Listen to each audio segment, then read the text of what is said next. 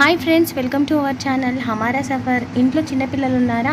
ఒకసారి ఇలా ట్రై చేయండి. వాళ్ళకు కాఫ్ వచ్చినప్పుడు వెల్లుల్లిపాయలు తీసుకోండి, ఒక గిన్నెలో పాలు తీసుకోండి, ఒక చిన్న గ్లాసులో పాలు తీసుకోండి. ఆ పాలను వేడి చేసి ఈ దంచిన వెల్లుల్లిపాయలని ఆ పాలల్లో వేసుకోవాలన్నమాట.